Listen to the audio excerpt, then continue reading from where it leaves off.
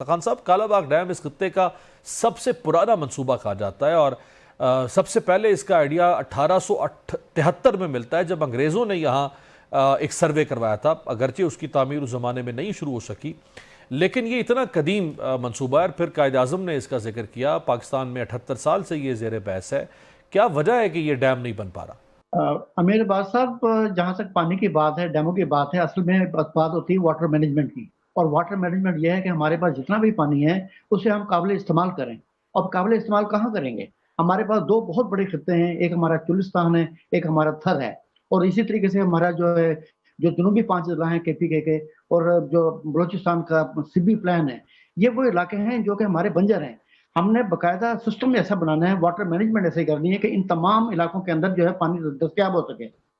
जहां तक ये मौजूदा सूरत हाल है कि रावी के अंदर या सतलुज के अंदर तकरीबन 3-4 साल बाद या 5 साल बाद कभी कभार पानी आता है। और अब जिस तरीके से ये क्लाइमेट चेंज हो रही है, हमें ये भी नजर रखना चाहिए कि क्लाइमेट चेंज के असरात क्या हो रहे हैं। इंतहाई शदीद बारिशें हो रही हैं। इंतहाई शदीद बारिशों के अंदर तो रावी और सतलुज के अंदर अगर अब पानी आना शुरू हुआ है, हम तो सो गए थे इंडस वाटर ट्रीटी के बाद कि इनमें पानी नहीं आना। लेकिन एक बात है कि वो पानी ना आने की वजह से इन इलाकों का हशर क्या हुआ। इन इलाकों के अंदर हम वाटर स्ट्रेस बन गए।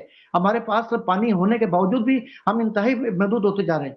हमें ये चाहिए था कि भाई हम अपने तमाम पूरी वाटर मैनेजमेंट बनाते कि कहाँ कहाँ डैम बनना चाहिए, उसके लिए पूरा प्लान होता। प्लान बनने के लिए अगर हम बात करेंगे कि हमारा कितना पानी जाया हो रहा है, तो ये आज से 3 साल पहले नेशनल असेंबली के फ्लोर पे जब कॉन्फ्रेंस हुई थी, उस वक्त भी मैंने ये कहा था कि हमें कालाबाग डैम से मोहब्बत नहीं, हमें मोहब्बत अपने उस पानी से है, फ्लड वाटर से है जो जाया जाता है। उसके लिए ये चारों सूबों के माहिर बैठे हैं, ये बताते हैं कि अगर कालाबाग डैम बनाए बगैर ये वाटर मैनेजमेंट करके तमाम अवेलेबल वाटर को हम यूजेबल वाटर में कन्वर्ट कर सकते हैं, तो हम तैयार हैं।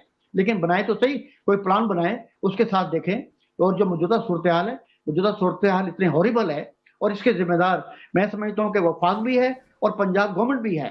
वफाक की जिम्मेदारी थी जब इंडस वाटर ट्रीटी किया था कि रावी और सतलुज के लिए बकायदा पानी जो है, इसे जिंदा रखने के लिए पानी देते, लेकिन यहाँ पानी नहीं दिया। उससे ये हुआ कि ऑटोमेटिकली आबादियां बनती गई, और रूड़ा बनने के बाद तो बेनतहा तेजी के साथ वहां पर आबादियां हुई है, लेकिन कोई बकायदा प्लानिंग नहीं थी, कोई मैनेजमेंट नहीं थी। ये आज से 3 साल पहले जब ये रूड़ा की कॉन्फ्रेंस हुई थी इंस्टीट्यूशन ऑफ इंजीनियर पाकिस्तान में, वहां पर टीम आई हुई थी, तो मैंने उनसे कहा कि अगर माधोपुर से इंडिया ने 6 लाख क्यूसिक पानी छोड़ दिया तो आप तो लाहौर को डुबो देंगे।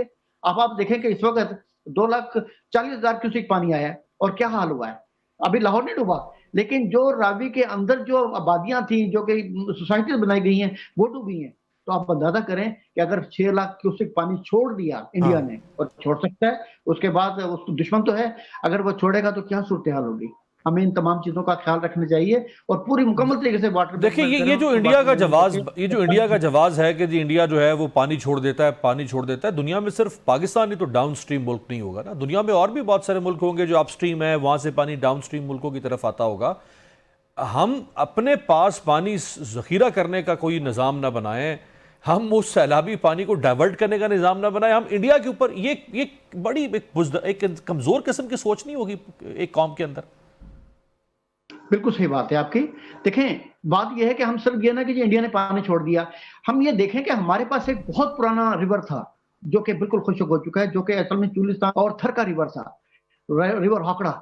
भाई आप उसे जिंदा कर लें, बकायदा प्लान करें कि आपका रावी से हर साल पानी गुजरना चाहिए। आम मौसम के अंदर भी 10,000 क्यूसिक, और ये बरसात के मौसम में 50,000 क्यूसिक या 1 लाख क्यूसिक, इसी तरह आपके सतलुज में से भी गुजरनी चाहिए। तो ये दरिया भी जिंदा रहेंगे और दरियाओं के अंदर आबादियां भी नहीं होंगी। और फिर यही नहीं, बकायदा आप प्लान बनाएं, आप कभी किस तरीके से हम अपने उस हाकड़ा रिवर के अंदर पानी वहां पहुंचा सकते हैं, और वहां से वो फाजिल जो पानी है वहां देते हैं। आपकी जो लाखों एकड़ अराजी है, तकरीबन 80-90 लाख एकड़ अराजी चुलिस्तान और तर की है, जो कि बंजर पड़ी है, बेआबाद पड़ी है, जहां कहत मचता है, लोग प्यासे मरते हैं, भूखे मरते हैं, बीमारी से मरते हैं। अगर हम वहां पर पानी पहुंचा दें तो ऑटोमेटिकली हो सकता है। तो ये प्लान कौन करेगा? ये प्लान तो वफाक भी करेगी और गवर्नमेंट ऑफ पंजाब भी करेगी। क्यों नहीं करते? क्यों तो नहीं प्लानिंग क्या करते? क्या ऐसा क्या मुमकिन दुनिया में है? कोई प्लानिंग कर? क्या अब खान आप सुलेमान ये खान देखिए साहब, कि क्या चाइना ने अपने रेगिस्तान को पानी पहुंचाने के लिए बकायदा एक मैन मेड रिवर 1601 किलोमीटर का बना दिया है। तो क्या हम नहीं बना सकते?